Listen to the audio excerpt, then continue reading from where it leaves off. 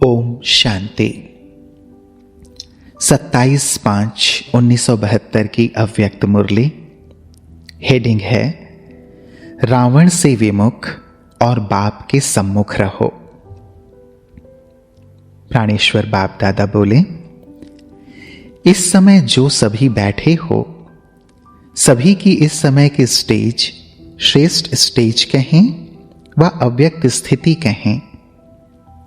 इस समय सभी की अव्यक्त स्थिति है वह अब भी कोई व्यक्त भाव में स्थित हैं।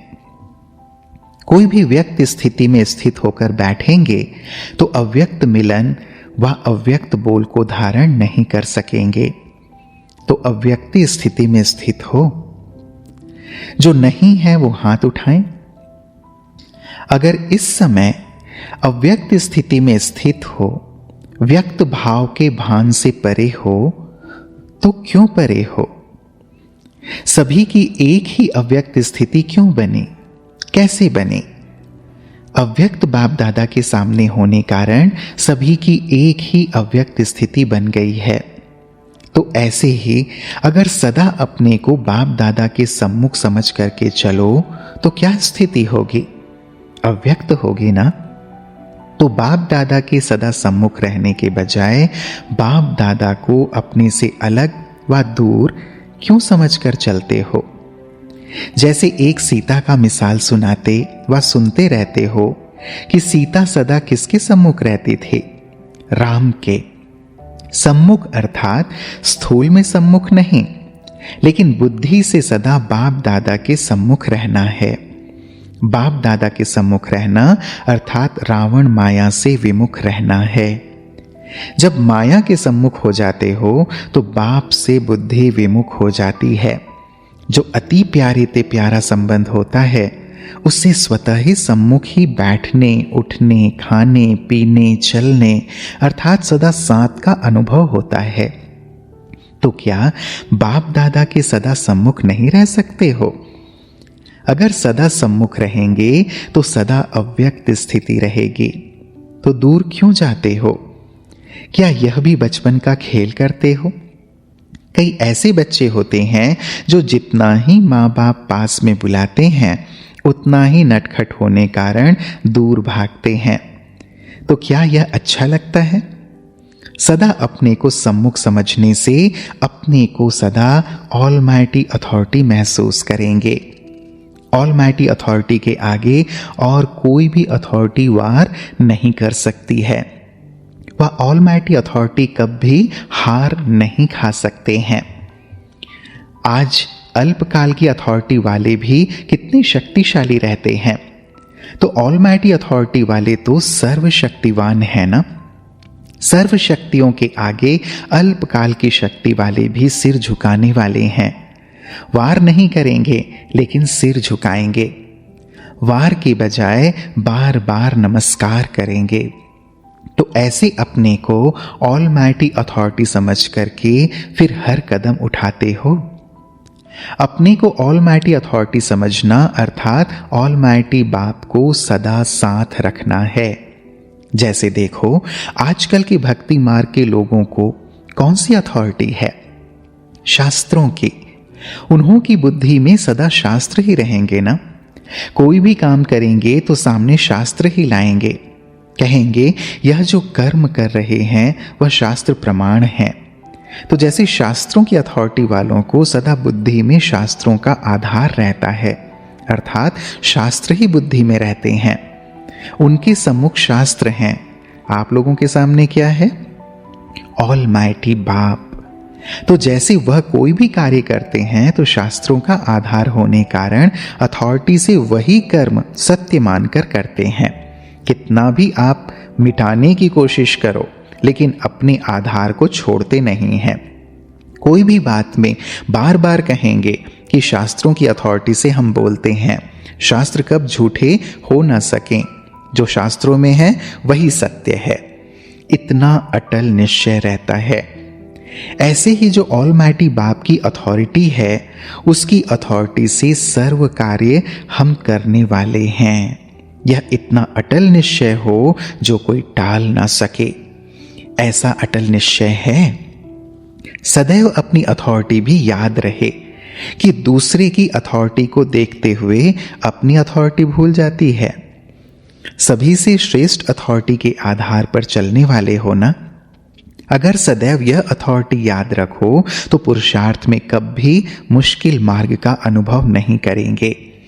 कितना भी कोई बड़ा कार्य हो, लेकिन ऑलमाइटी अथॉरिटी के आधार से अति सहज अनुभव करेंगे। कोई भी कर्म करने के पहले अथॉरिटी को सामने रखने से बहुत सहज जज कर सकते हो कि यह कर्म करें व न करें। सामने अथॉरिटी का आधार होने कारण सिर्फ उनको कॉपी करना है। कॉपी करना तो सहज होता है व मुश्किल होता है, हाँ व ना। उसका जवाब अथॉरिटी को सामने रखने से ऑटोमेटिकली आपको आ जाएगा। जैसे आजकल साइंस ने भी ऐसी मशीनरी तैयार की है जो कोई भी क्वेश्चन डालो तो उसका उत्तर सहज ही मिल जाता है।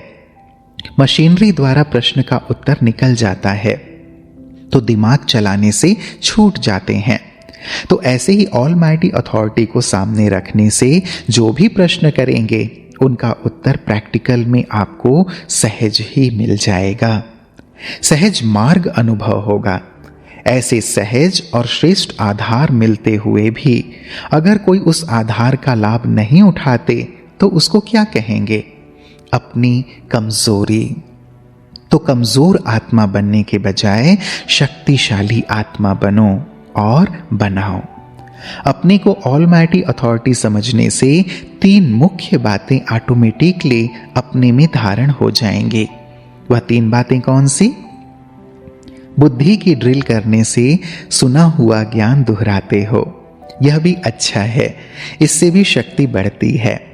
कोई भी अथॉरिटी वाले होते हैं, साधारण अथॉरिटी वालों में भी 3 बातें होती हैं। एक निश्चय, दूसरा नशा और तीसरा निर्भयता। यह 3 बातें अथॉरिटी वाले रॉन्ग होते भी, अयथार्थ होते भी कितना दृढ़ निश्चय बुद्धि होकर बोलते व चलते हैं। जितना ही निश्चय होगा उतना निर्भय होकर नशे में बोलते हैं। ऐसे ही देखो, जब आप सभी ऑलमाइटी अथॉरिटी हो, सभी से श्रेष्ठ अथॉरिटी वाले हो, तो कितना नशा रहना चाहिए और कितना निश्चय से बोलना चाहिए, और फिर निर्भयता भी चाहिए। कोई भी किस भी रीति से हार खिलाने की कोशिश करे, लेकिन निर्भयता, निश्चय और नशे के आधार पर कब हार खा सकेंगे? नहीं, सदा विजयी होंगे। विजयी न होने का कारण इन 3 बातों में से कोई बात की कमी है, इसलिए विजयी नहीं बन पाते हो। तो यह तीनों ही बातें अपने आप में देखो कि कहां तक हर कदम उठाने में यह बातें प्रैक्टिकल में हैं।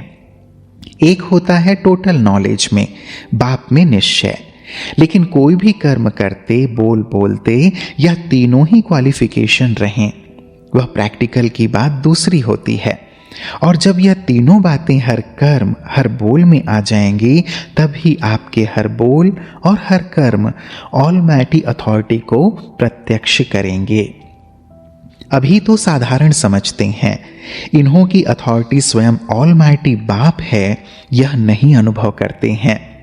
यह अनुभव तब करेंगे जब 1 सेकेंड भी अथॉरिटी को छोड़ करके कोई भी कर्म नहीं करेंगे व बोल नहीं बोलेंगे।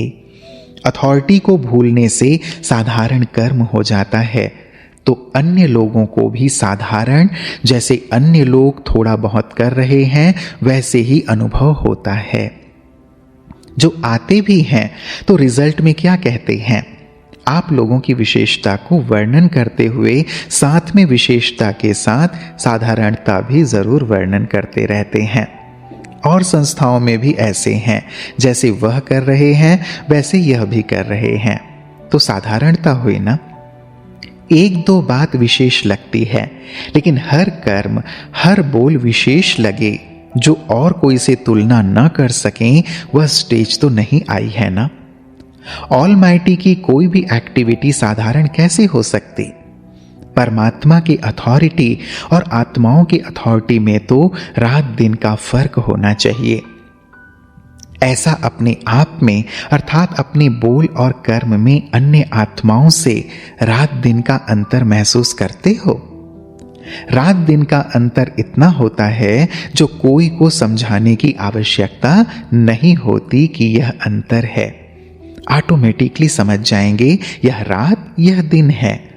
तो आप भी जबकि ऑलमाइटी अथॉरिटी के आधार से हर कर्म करने वाले हो, हर डायरेक्शन प्रमाण चलने वाले हो, तो अंतर रात दिन का दिखाई देना चाहिए।